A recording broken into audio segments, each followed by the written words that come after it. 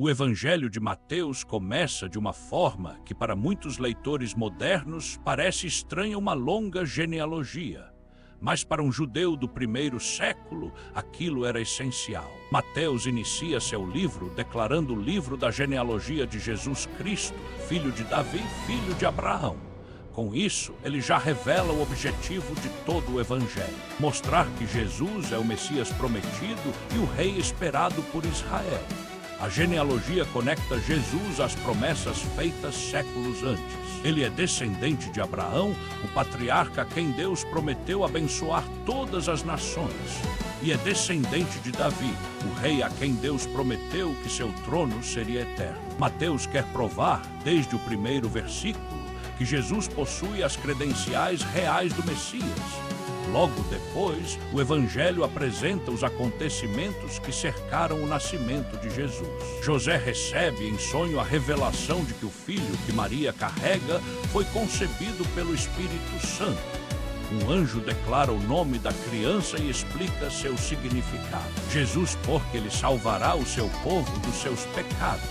Pouco depois, sábios vindos do Oriente chegam a Jerusalém perguntando onde está o rei dos judeus que nasceu.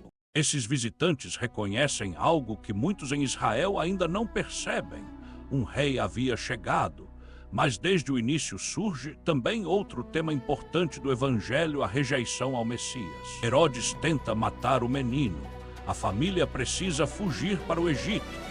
Desde os primeiros capítulos, Mateus mostra que a chegada do Messias não seria recebida com unanimidade. Anos depois surge João Batista pregando no deserto.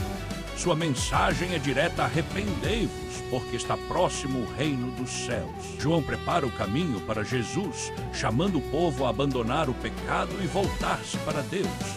Então Jesus aparece, é batizado e inicia seu ministério público. A partir desse momento, Mateus começa a revelar quem Jesus realmente é. Ele ensina com autoridade.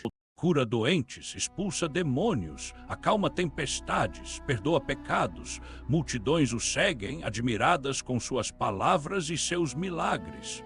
Mas Mateus organiza o Evangelho de uma maneira muito especial. Grande parte do livro gira em torno de 5 grandes discursos de Jesus. O primeiro deles é o famoso Sermão da Montanha. Ali Jesus descreve como é o coração de quem pertence ao reino de Deus. Ele fala sobre humildade, misericórdia, pureza, perdão, amor aos inimigos e confiança em Deus. Não se trata apenas de cumprir regras externas. Jesus mostra que Deus olha para o interior do coração.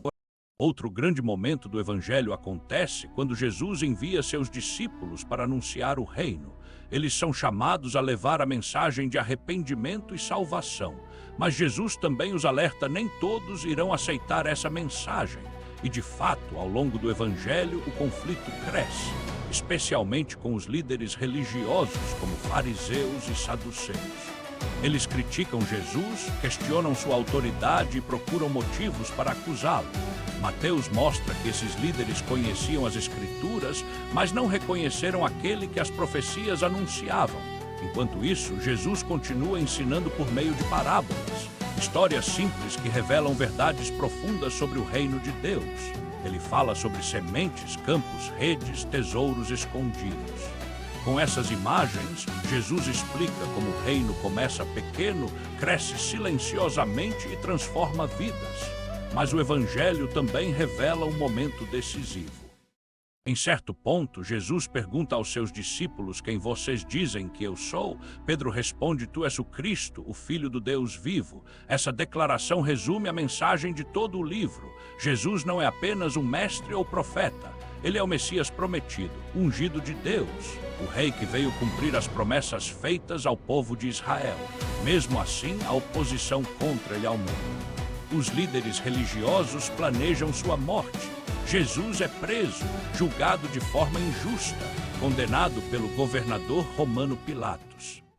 e finalmente crucificado. A cruz parece ser o fim da história, o Messias rejeitado, o rei morto, mas Mateus mostra que aquilo não era derrota, era parte do plano de Deus. Jesus havia vindo exatamente para isso, dar sua vida para salvar o seu povo dos pecados. Então, no terceiro dia, algo acontece que muda tudo. O túmulo está vazio, Jesus ressuscitou, a morte não teve a última palavra. No final do Evangelho, o Cristo ressuscitado encontra seus discípulos e declara: toda a autoridade me foi dada no céu e na terra. E então ele entrega uma missão que ecoa até hoje: ide e fazei discípulos de todas as nações. Assim, o Evangelho, que começou mostrando o nascimento do rei, termina mostrando seu reinado sobre o mundo. Mateus escreveu para mostrar que Jesus é o Messias prometido nas Escrituras, o filho de Davi, o cumprimento das profecias, o rei que veio salvar e que um dia voltará com poder e glória.